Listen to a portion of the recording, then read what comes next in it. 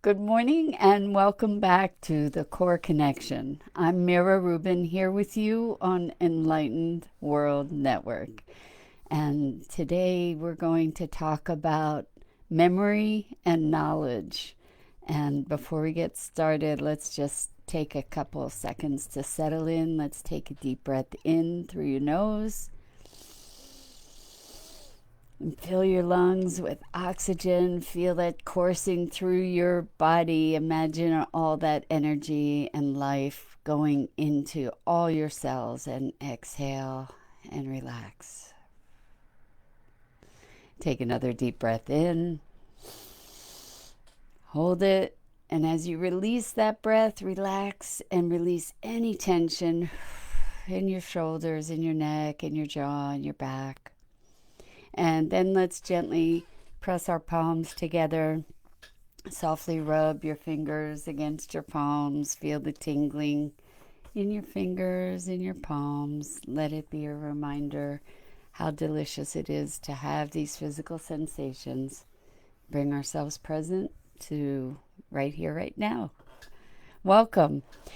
So I am so excited about theories of the universe and how things work on a really deep level. And I have been participating in a course, a free course. It's probably available on replay actually, from Resonance Science Foundation. So I believe it's resonancescience.org, and it's Nassim Haramein. And I have mentioned him before, but I've just gotten such stimulation from the information that he puts forward. And one what I see about Nassim is that his information really kind of creates a bridge between the mystical and the material, and it just offers explanation for things that so many of us know, but there's not necessarily scientific proof of the interconnection of things, for example. So I have a couple quotes that I want to share this morning, and then talk about the nature of memory and the nature of knowledge, and what might be happening in terms of the information that's available to us in the universe. Maybe create a shift of perspective and at least be provocative to entertain new possibilities. So I'm just going to pull up a couple quotes here. And this first one actually is not credited to Nassim, but I thought it was really beautiful, talking about the nature of of reality, perhaps. So we are slowed down sound and light waves, a walking bundle of frequencies tuned into the cosmos. We are souls dressed up in sacred biochemical garments, and our bodies are the instruments through which our souls play their music. And that has no known attribution, but I just found it so beautiful I wanted to share it. And so here, let's talk about the nature of the universe a little bit. This is a quote from Nassim. Since time is distance in space, time is memory on the structure of space. Without memory, there is no time. Without time, there is no memory. It then follows that the energy that we perceive as the material world must be information or energy on the structure of space. So the connection of time and memory, he's interwoven here with the very nature of space.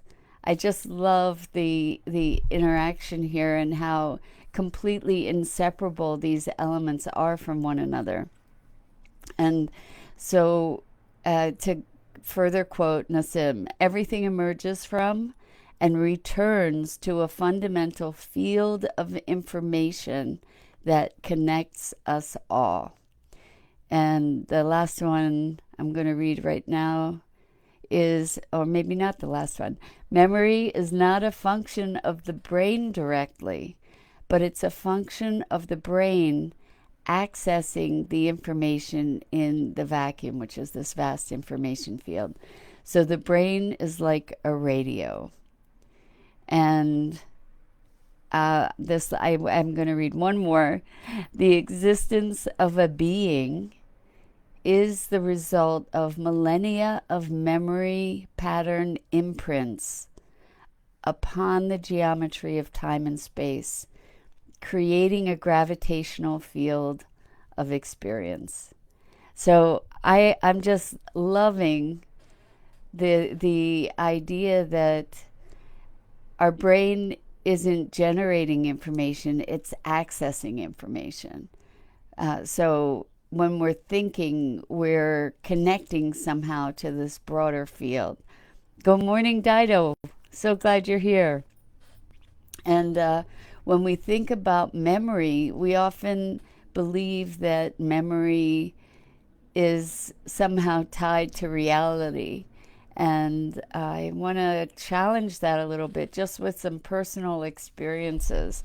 And I think my reasoning for wanting to go into this conversation and challenge the notion of knowledge and memory is to broaden our capacity for accessing information and also to broaden our capacity to entertain new thoughts, and to recognize that we are in some way, shape, or form, we are creators in and generators in this sea of information. I know I said we're accessing it when we access knowledge, but um, maybe we're putting those knowledge bits together in new ways, perhaps, and generating something new, like a new combination of all these little bits that then becomes something generative. Anyway, let's talk about the nature of memory.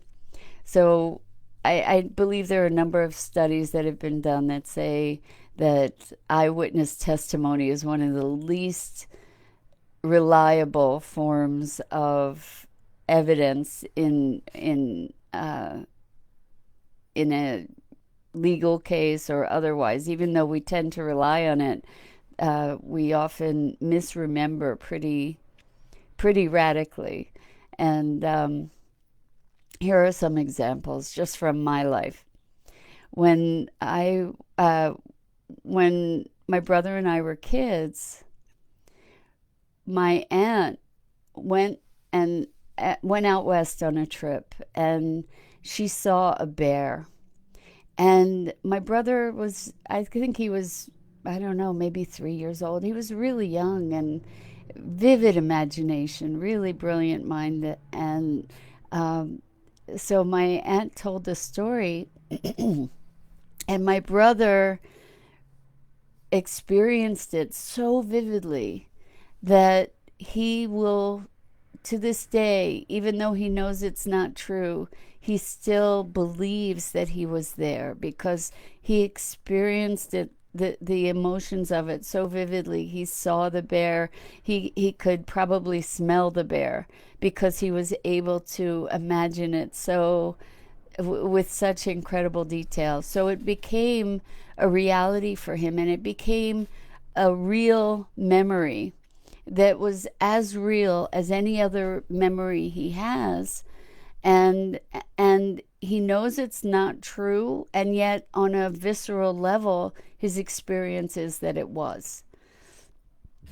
And so that's one interesting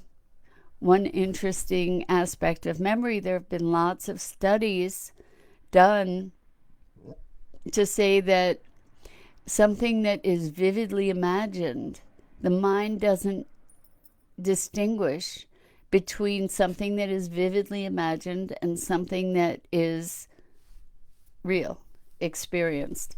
And the the foundation of that is all kinds of studies that are being done with athletes that are visualizing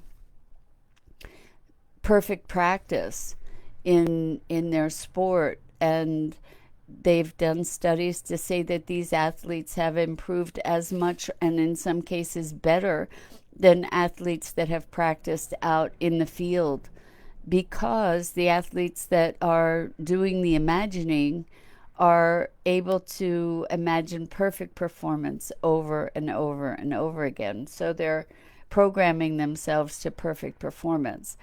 It's really, really fascinating how this whole mind thing works. And I see a comment from Dido. We are accessing information slash energy and co-creating the field. Love it. Yeah, well, I think that that's what this whole notion is that this is an information universe, and what we're doing here is expanding it. And just to take a side trip from the memory conversation for a minute, years and years ago, I don't know if I had read it, I don't know where it came from, but I adopted the notion that what we're here doing is being a way for God or consciousness or whatever you want to call it, whatever works for you, to know itself. And the way that that's happening is by creating all of this, generating all of this information that's expanding and expanding and expanding. And there are people that that posit that we have and are living in an expanding universe, and that would make sense as more and more and more information is generated and added to the field of information, the information soup that we live in. So let's go back to memory. Another example of memory in my personal experience was, I don't know where this came from, but I grew up having known a story. I didn't remember the experience directly, but I remember that I had been told a story where I drank turpentine as a kid and had to be rushed to the hospital to get my stomach pumped. And I knew this. I knew this for years and years and years. And uh, over the past, I don't know, uh, sometime within the past 15 years or so, I asked my parents about this story, and neither of them had any recollection of it whatsoever. And so I don't know what's real and what's not real. I don't know if I drank turpentine as a kid. I don't know if their memory is wrong, or my memory is wrong, or it's just really, really, really fascinating. Dido says we use our memories to underpin a sense of identity, or at least I do. Oh, that's a really good point. So we remember, in fact, that's one of the places I was going. I spoke yesterday about the context within which we interpret our lives, the stories we tell, the power of the stories we tell. And so many of us have identities based on memory, or that we bolster with our memory to justify our experience or our perspective. So we find proof to validate the information or the beliefs that we cling to or identify with. So, as an example, some of us may have an experience of being a victim, and then the stories that we tell about our lives are about this crisis happened and that crisis happened, and then and the next crisis happened, and our lives become defined by the crises that we've experienced, when in fact what we've experienced is events, and it's our interpretation that characterizes those events as crises. So this is going back to the notion of knowledge and information, and how we use what we know to define ourselves. We use what we know to experience the world, whether it's in a more expansive or a more constrictive way. And so thinking about this idea of information soup, so many of us have had psychic experiences, in quotes, psychic experiences. And those experiences might be knowing that somebody's going to call, or knowing who's on the phone just as the phone rings or before the phone rings, and knowing who it is, or just having a thought of somebody that you haven't even had one moment's memory of for years, and all of a sudden you have a thought of them and then bump into them somewhere.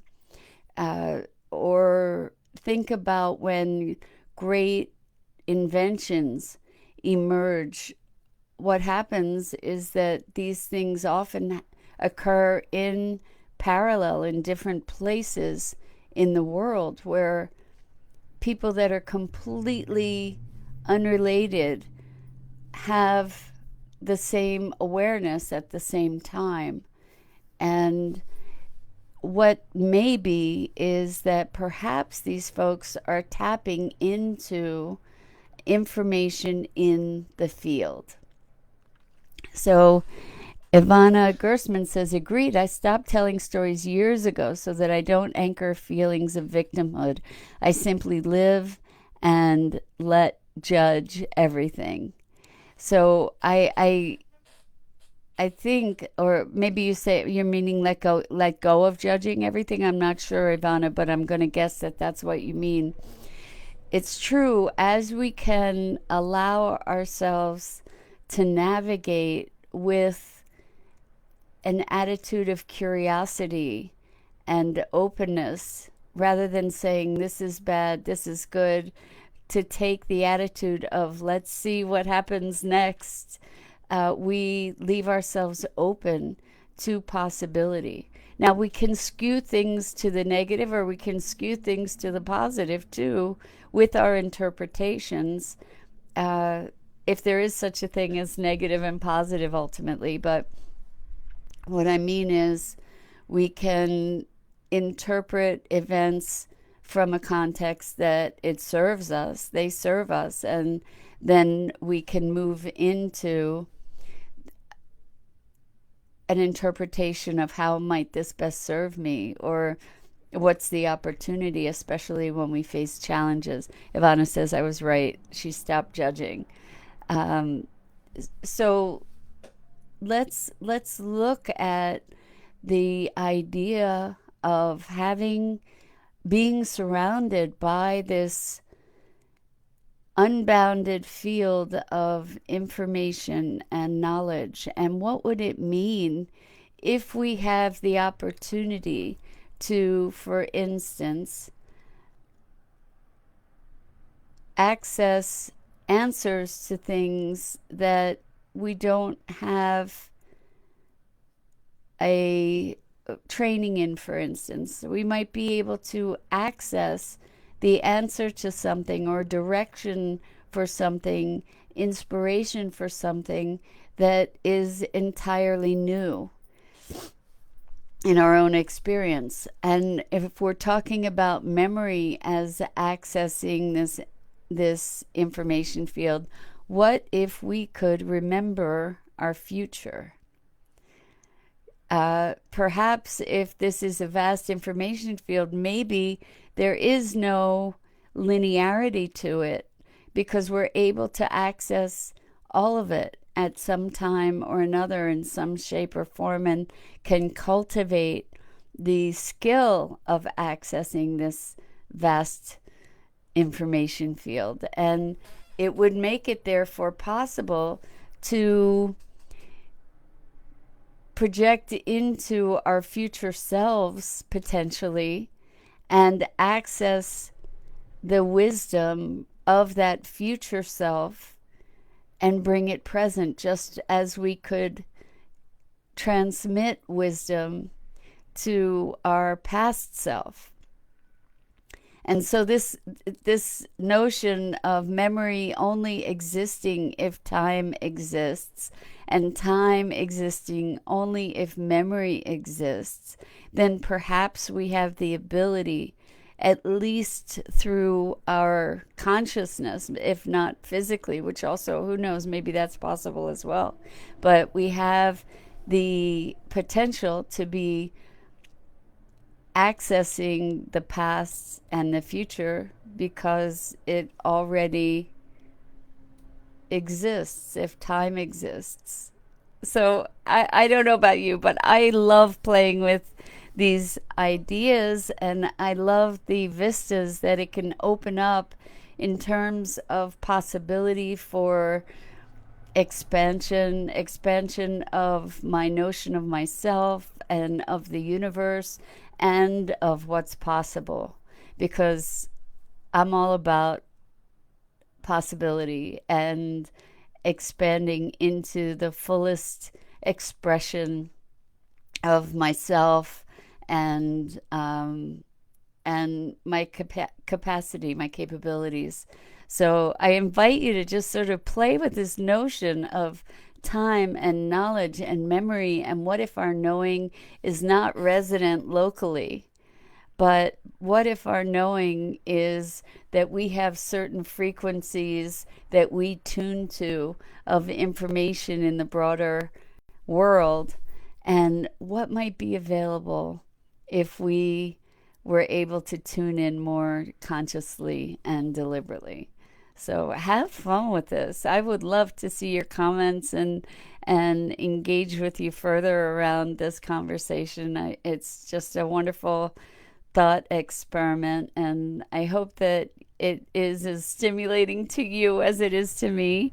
And it's a cool thing to wrap up with for this week. I'm here Monday through Friday, 9 a.m. Eastern. That's the Core Connection. And we're here on Enlightened World Network. I invite you to check out the wonderful programming on Enlightened World Network, from meditations to healing to wonderful conversations to just conscious and expanded awareness. So thank you so much for being with me and being here. I'll just check out the comments one more time before I sign off. It's let's see, what do we have?